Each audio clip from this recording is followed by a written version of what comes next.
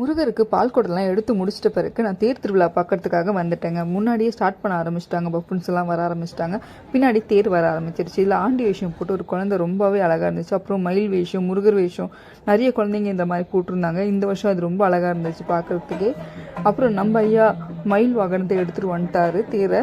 So அது பயங்கர கூட்டமாக இருந்துச்சு. அவர்கிட்ட பழம் வாங்குறதுக்காக எல்லாருமே ரொம்ப ரஷ்ஷாக இருந்தாங்க. ஸோ நானுமே 2 பழம் வாங்கிட்டேன் அவர்கிட்ட. ரொம்பவே எனக்குமே சந்தோஷமாக தான் இருந்துச்சு. ஸோ அவரே அவரோட முதுகில் அந்த தேரை இழுத்துட்டு வருவார். ஸோ அது ரொம்பவே ஆச்சரியமான விஷயம் தான் இந்த வயசில் அவர் பண்ணுறது. ஸோ தேரை அவ்வளோ ஒரு சக்தியோடு அவர் இழுத்துட்டு வர்றாரு. கண்டிப்பாக முருகர் அவர் கண்டிப்பாக அவர்கிட்ட இருக்குன்னு தான் நான் நினைக்கிறேனே. ஏன்னா அவர் காலையிலேருந்து நடந்துக்கிட்டே தான் இருக்காருங்க, பால் குடம் எடுத்துகிட்டு வரத்துலேருந்து. ஸோ இந்த தேர் சுற்றி வரதுலேருந்து அவர் ஒரு நிமிஷம் கூட உட்காரவே இல்லைங்க. ஏன்னா நான் இது கண்ணால் நான் பார்த்தேன். ஸோ அதனால் நான் சொல்கிறேன். ஸோ அவருக்கு ரொம்பவே விசேஷமாக க்ரெயின்லலாம் மாலை போட்டாங்க. எனக்கு கிடைச்ச பாலம், அப்புறம் எனக்கு முருகர் கொடுத்த மயில் ரொம்ப